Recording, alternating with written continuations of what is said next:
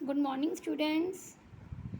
Yes बेटा, आज हमारा हिंदी रीडर में चलेगा पार्ट 4 वाणी की चतुराई, पेज नंबर 309।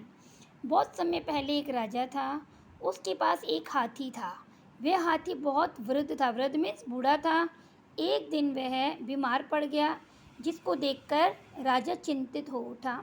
काफ़ी इलाज करने के बाद भी हाथी ठीक न हो सका और एक दिन मरने की दशा में आ गया। ठीक है, और एक दिन उसकी तबीयत इतनी ख़राब होगी कि वो मरने की ऐसी सिचुएशन हो गई। राजा ने वह मरने के योग्य बूढ़ा हाथी एक गांव में भेज दिया और साथ ही गांव वालों को यह आदेश भी दे दिया कि उसके स्वास्थ्य का पूरा पूरा ध्यान रखा जाए। स्वास्थ्य हो जाता है ख़राब, यानी स्वास्थ्य होती है हेल्थ। साथ ही साथ उस वृद्ध में बूढ़ा वृद्ध बीमार हाथी के स्वास्थ्य की खबर मुझे रोजाना दी जाए। जो भी ग्रामवासी होते बेटा जो गांव में रहते हैं तो ग्रामवासी हो गए, तो जो भी ग्रामवासी उस हाथी के मरने की सूचना मुझको देगा उसको तत्काल मृत्यु दंड दे दिया जाएगा। यानी कि जो भी मरने की सूचना देगा तो उसको तुरंत क्या दे दिया जाएगा? सजा दे दी जाएगी, मृत्यु दंड। राजा की ऐसी विचित्र आज्ञा सुनकर गांव वालों में खलबली मच गई। पूरे गांव में इस विचित्र आज्ञा से भय व्याप्त हो गया। अब ये जो बात पता चली गांव वालों को कि अगर ये मर जाएगा और हम बताएंगे तो हमें क्या मिल जाएगा? मृत्युदंड, यानी हमें भी मरवा दिया जाएगा। तो ये सुनकर गांव वालों में बहुत भय डर हो गया कि हम क्या करें। राजा की आज्ञा का पालन करना भी जरूरी था। पूरा गांव उस हाथी के स्वास्थ्य का ध्यान रखने लगा। अब बहुत सारे लोग इसके केयर करने लग गए। कोई भी ग्रामवासी मौत के मुंह में नहीं जाना चाहता था। अब वे उस हाथी का यत्न पूर्वक पालन पोषण करके उसके प्राण बचाने में लगे। अब सब लोग केयर करने लगे इसकी। गांव वालों ने हाथी को बचाने के लिए अपना खून पसीना एक कर दिया। क्या रात क्या दिन उन्होंने कुछ नहीं देखा। बारी बारी से अपना अधिकांश समय हाथी की सेवा में गुजारने लग गए। तो गांव वाले सब बारी बारी से उसकी सेवा करने लग गए। तब भी वह हाथी एक दिन मर गया और फिर भी लास्ट में क्या हो गया? हाथी मर गया। इस पर गांव के निवासी मृत्युदंड के मारे थर थर काँपने लगे और बहुत परेशान हुए। वे आपस में विचार विमर्श करने लगे और कहने लगे, हाय, आज हम में से कौन राजा के पास जाकर हाथी के मरने का समाचार देगा।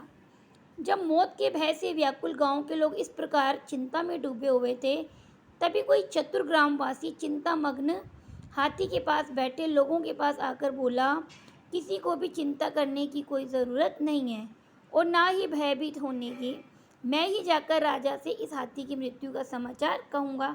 सब तो आपस में कह रहे कौन कहे कौन कहे। तो वहीं पे एक आदमी था, हाथी के पास बैठा हुआ था। तो उसने कहा कि कोई चिंता मत करो, मैं जाके समाचार दूंगा। ऐसा कहकर वह राजमहल की ओर चल दी और राजा के महल के पास जाकर खड़ा हो गया। तभी द्वारपाल ने राजा से जाकर कहा, महाराज, एक ग्रामवासी आपके पास आना चाहता है। राजा ने उस ग्रामवासी को अपने पास आने का आदेश दिया। वह ग्रामवासी राजा के पास जाकर बोला, महाराज, आज हाथी ना बैठता है, ना खड़ा होता है, ना खाना खाता है, ना जल पीता है, ना सांस लेता है, ना ही सांस छोड़ता है, और ज़्यादा क्या कहूँ, वह एक जीवित प्राणी की तरह आचरण नहीं कर रहा है। और यह सुनकर राजा ने पूछा, क्या वह हाथी मर गया? इस पर उस ग्रामवासी बोला, हे स्वामी, यह तो आप ही कह रहे हैं, हम तो नहीं कह रहे। कि उसने जाके क्या कहा ग्रामवासी ने कि हाथी आज ना तो बैठ रहा है, ना खड़ा हो रहा है, ना खा रहा है, ना पी रहा है, ना सांस ले रहा है, ना सांस छोड़ रहा है। पता नहीं उसको क्या हो गया। तभी राजा ने सबसे पहले किसने ये बात बोली कि क्या वह मर गया है? तो इस पर उस ग्राम वाले ने क्या कहा कि हे स्वामी, है तो आप ही कह रहे हैं, हम तो नहीं कह रहे कि वो मर गया। ये बात तो आप ही बोल रहे हो। तब राजा उसके बोलने की सरलता और चतुराई से बहुत प्रसन्न हुआ। प्रसन्न मीन्स खुश हुआ। राजा ने उस ग्रामवासी के साथ साथ गांव के सभी निवासियों को भी बहुत सारा इनाम दिया। राजा ने ग्रामवासी को उस मृतक हाथी का दाह संस्कार करने का आदेश दे दिया। राजा ने उस चतुर ग्रामवासी की चतुराई से प्रसन्न होकर उसको अपने दरबार में मंत्री का पद भी दे दिया।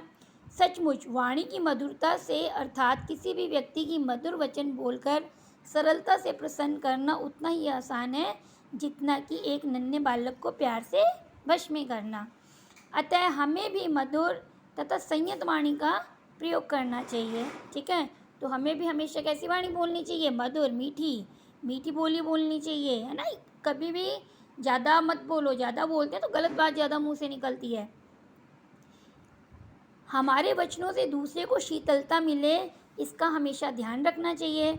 उस ग्रामवासी ने अपनी वाणी की चतुराई तथा मधुरता से राजा के मन को भी जीत लिया और ग्रामवासियों को मौत से छुटकारा तथा इनाम भी दिलवाया। वह ग्रामवासी स्वयं अपनी चतुराई और मधुरता से राजा का मंत्री भी बन गया। तो बेटा इसकी जो शब्द अर्थ हैं ये आपको कॉपीज़ में करने हैं, ठीक है। और इसके अलावा और मैं बता दूंगी, अभी व्हाट्सएप ग्रुप में डाल दूंगी मैं आपका जो भी आज का होमवर्क है। तो बेटा कैसी लगी स्टोरी, अच्छी थी ना। तो हम सबको क्या करना चाहिए, अपनी जो वाणी है, जो अपनी बोली है, उसको मधुर बनाना है और हमेशा अच्छी बात करनी है। ठीक है स्टूडेंट्स, चलो okay, take care students, good bye.